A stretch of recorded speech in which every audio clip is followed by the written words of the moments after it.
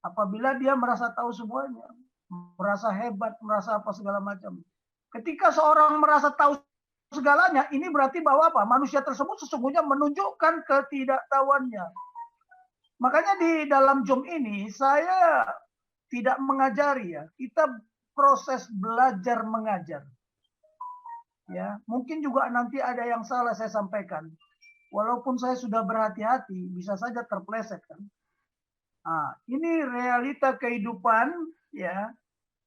Secara universal manusia pada hakikatnya memiliki keterbatasan. Saya juga lagi memikirkan ini, bagaimana titik temu kita ini sekarang. Titik temu agar realita kehidupan bermasyarakat, berbangsa dan bernegara ini ya, supaya bisa menjadi suatu kekuatan dan ketahanan nasional menghadapi ancaman, gangguan, hambatan, dan tantangan yang bertubi-tubi loh.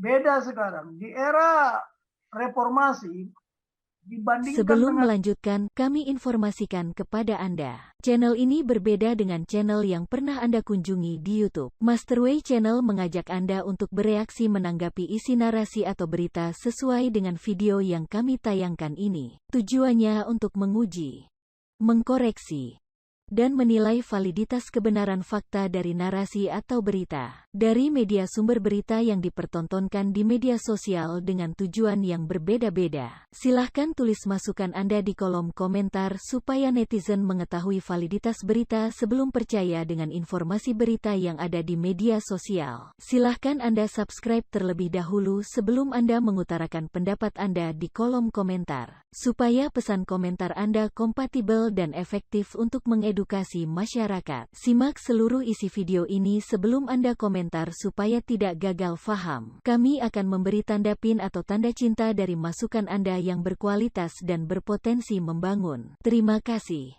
Dan salam damai bersama Masterway untuk Indonesia. Bukan. The Who sudah. Kemarin sudah. The what? Halaman 19 atau halaman berapa 21, ya? 21. Oh, 21. Sorry. The what? Ini. Saya ulangi lagi ya ini. The what ini ya. Kita ya, mari kita perlu menyamakan satu pemikiran dulu, mindset ya, dalam suatu kerangka berpikir. Kesalahan terbesar setiap manusia adalah ketidakmampuannya menciptakan suatu keyakinan yang diyakininya. Jadi mereka bagaimana menciptakan keyakinan khilafah itu ya di dalam kehidupan berbangsa dan bernegara ya seperti yang diyakininya. Ini kesalahan terbesar mereka, ketidakmampuannya sebenarnya. Makanya Pak Paulus sering menyampaikan negara agama nggak ada yang maju. Kemudian realita kehidupan bahwa tidak ada satu manusia pun yang tidak berbuat salah. Ini juga diajarkan di Bible, tidak satu manusia pun yang tidak berdosa. Bahkan Tuhan bilang, tidak satu pun engkau benar di hadapanku. Saya lupa itu di kitab Roma atau di kitab Markus.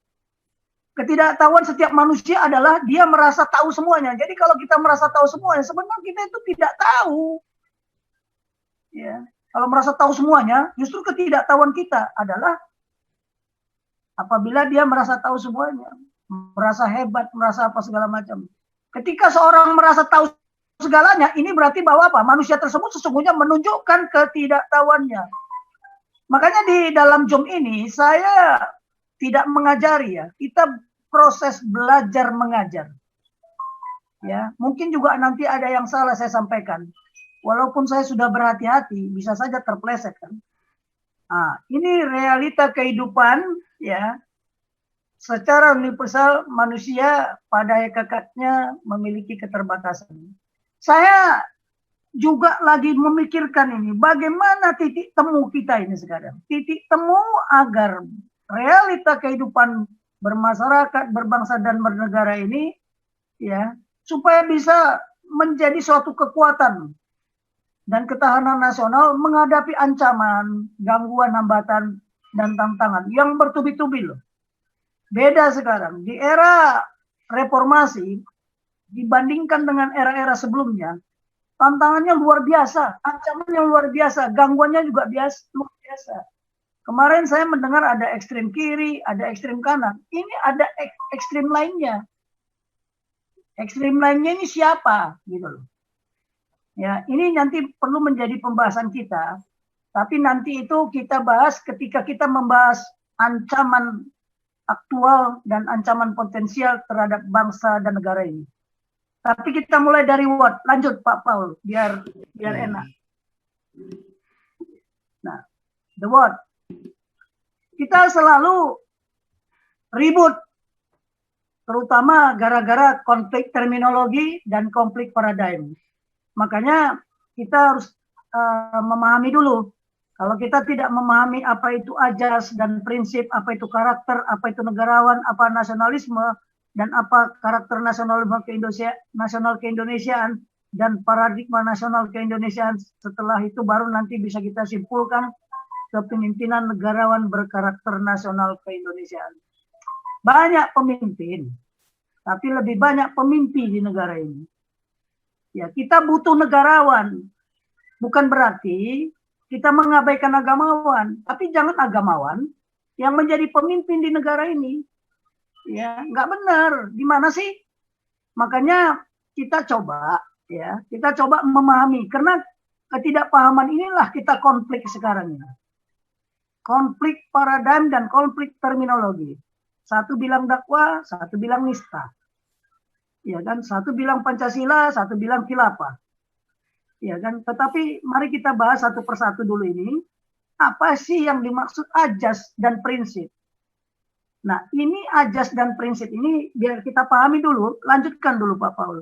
Biar tahu apa itu ajas, apa itu prinsip. Nah, ini. Karena kalau ini tidak diajarkan, ya tidak dipahami, bagaimana mungkin tahu yang lainnya? Ya, makanya kalau tes Pancasila kemarin itu tes wawasan kebangsaan banyak yang tidak lulus, ya kita bisa maklum lah. Ya, baik. Definisi itu azas adalah dasar, alas, fundamen, sesuatu yang menjadi tumpuan berpikir atau berpendapat, sesuatu kebenaran, ya, kebenaran yang menjadi pokok dasar atau tumpuan berpikir atau berpendapat. Nah, ajas sama prinsip itu sebenarnya sama. Ajas sama dengan kebenaran yang menjadi apa? Pokok dasar berpikir. Ini saya mengambil dari kamus ya, dari kamus KBBI. Jadi nanti jangan dikira ngarang-ngarang lagi. Bukan, ya kan, prinsip yang kuat. Saya mau hanya menjelaskan di sini. Apa kaitannya dengan Pancasila? Pancasila itu kita katakan 5 principle. Ya, 5 principle. Prinsip itu berasal dari kata apa sih sebenarnya? Prince. Ya, prince itu apa? Kalau di dalam kerajaan yang namanya prince itu apa? The front line. Jadi dia adalah orang pertama kalau terjadi apa-apa dengan yang di atasnya. Ya, prinsip. Sip itu konsep. Jadi kita harus berdasarkan apa itu prinsip, apa itu prinsipal. Nah, menurut doktrin militer, ya, ataupun doktrin secara universal ya, mengabaikan ajas-ajas atau prinsip sama saja kita mengundang apa? Mengundang kegagalan. Sama saja kita mengundang resiko. Jadi kalau 5 prinsip yang ada di Pancasila, mulai dari ketuhanan yang Maha Esa sampai keadilan sosial, itu prinsip yang sangat fundamental di dalam kehidupan berbangsa dan bernegara.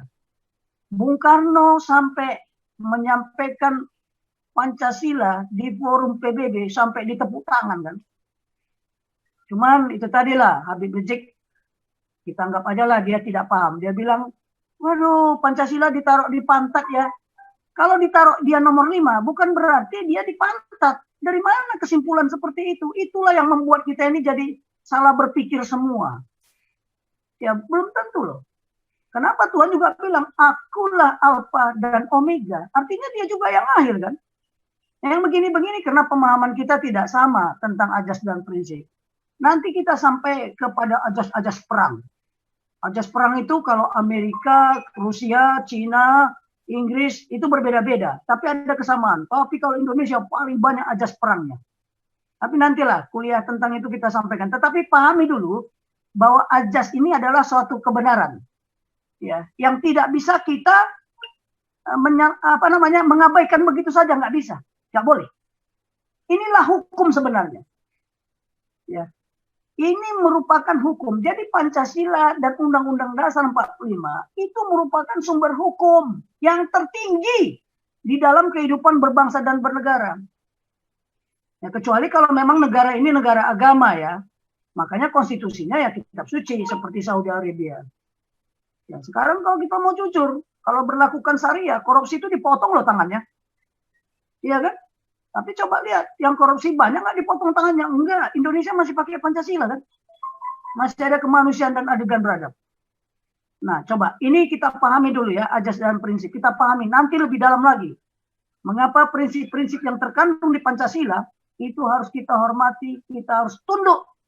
Karena prinsip yang saya katakan dulu, pada saat saya mengajar what is paradigm, apa itu paradigma, apa prinsip paradigma. Kita sudah membuat bahwa paradigma nasional kita bertumpu kepada Pancasila dan Undang-Undang Dasar 45 sebagai konstitusi. Artinya apa? Tidak ada ideologi lain di negara bumi persada ini kecuali Pancasila. Tapi rongrongan kan tetap ada. Ada ideologi inilah, ada ideologi ini, macam-macam lah. Ya, tetapi seharusnya tidak boleh kita menyimpang dari itu. Itu paradigma yang kita buat sendiri. Paradigma yang kita sepakati, suka tidak suka kita harus tunduk kepada paradigma itu. Itulah prinsip paradigma. Nanti kita buka lagi yang saya ajarkan, apa yang saya sampaikan pada kuliah-kuliah yang terlebih dahulu yang kita bahas ya. Oke, lanjut Pak Paul. Terima kasih Anda telah meluangkan waktu untuk memberi masukan kepada kami. Semoga komentar Anda bisa bermanfaat bagi generasi penerus bangsa ini.